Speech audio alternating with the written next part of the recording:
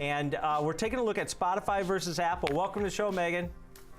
Thanks for having me. I guess we've got Landon coming in house tomorrow.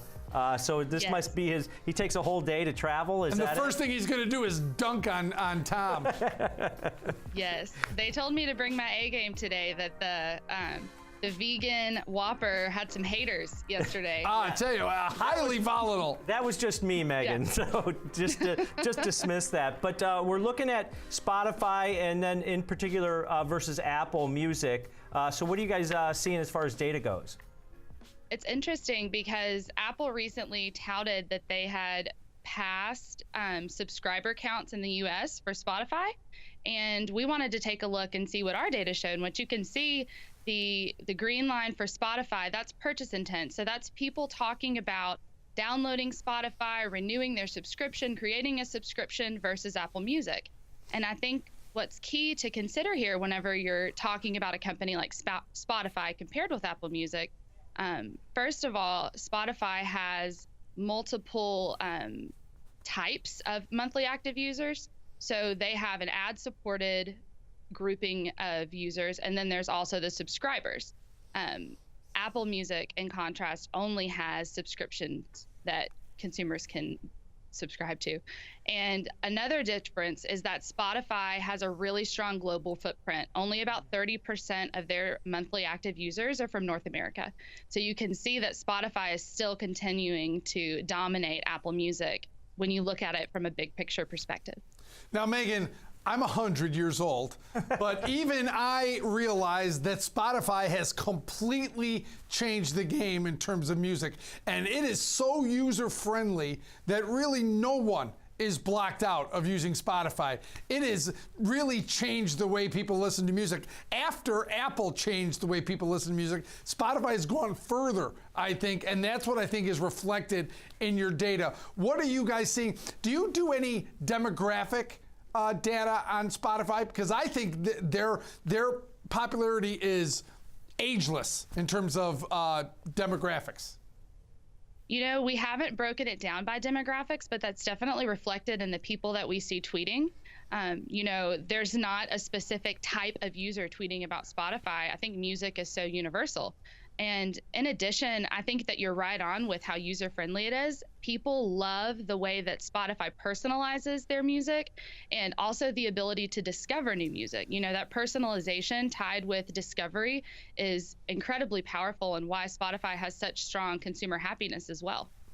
All right, for more on social media, let's bring in TD Ameritrade Network's own Jenny Horn. Morning, Jenny. Good morning, guys. Are you Spotify? You know, I kind of like a mix Pandora. of all. Yeah, I do like Pandora. Really? I do. I'm like stuck in 5 years ago. That's okay. I am so, Pandora is so 10?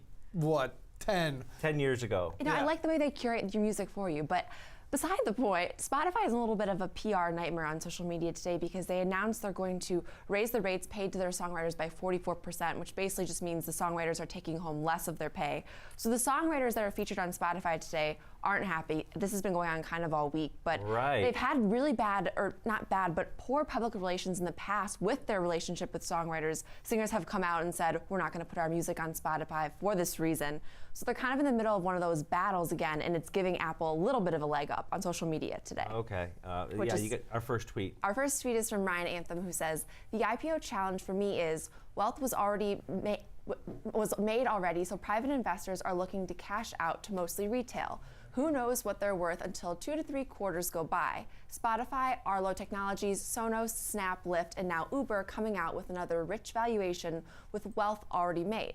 So could Spotify kind of be the leader in this tech IPO space with all these other IPOs coming out? Well, they've got the subscription model. I think that's the biggest thing, that recurring subscription model. And I think demographics don't matter. Kevin likes it. You like it. Megan likes it. So I think they've got that covered. But Megan, you guys are seeing the purchase intent mentions and the positive remarks that you guys are seeing from LikeFolio. Is that the other leg up that Spotify has on other industries? I think so. You know, we wanted to take a look and see, what's driving this growth in Spotify. And one interesting nugget that we found is that more people are consuming podcasts on Spotify. And Spotify has made some strategic moves. They recently acquired two companies, Gimlet and Anchor, that are specialized in this area. And in general, we track macro reports of users talking about listening to podcasts. That's growing. And it seems like Spotify is giving the people what they want. This shows a strong growth potential for the company long term, and they're doing a really good job of capitalizing on that, shift to podcast consumption. Yeah, podcasts are exploding. They are. I have yet to listen to one, so I've got to get in the game. Old man, podcasts are cool. There it is, shots fired. Yeah, everybody listens to podcasts. But our next tweet is from Bosco, who says, this jailbreaker cat and mouse could also be used for Apple arguing against Spotify's suit. All these extra app activities cost a lot of resources, so its App Store surcharge is not cost-free. Arguing EU actually gives Apple a leg up. Spotify is helping the lesser apps.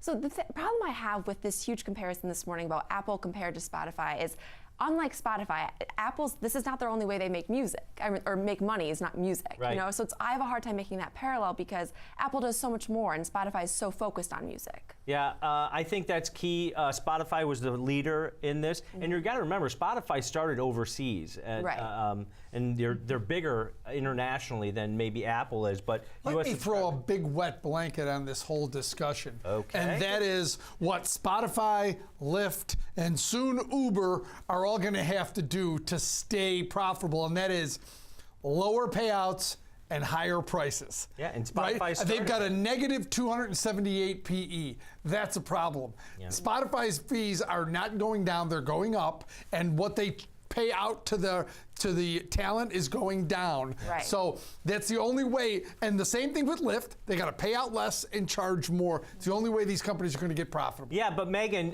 to your point about purchase intent mentions and the positive stuff, data that you guys are seeing from LikeFolio, is this company in a spot where they can, no pun intended, where they can raise prices to subscribers, and you're not going to lose too much, too many people from the app?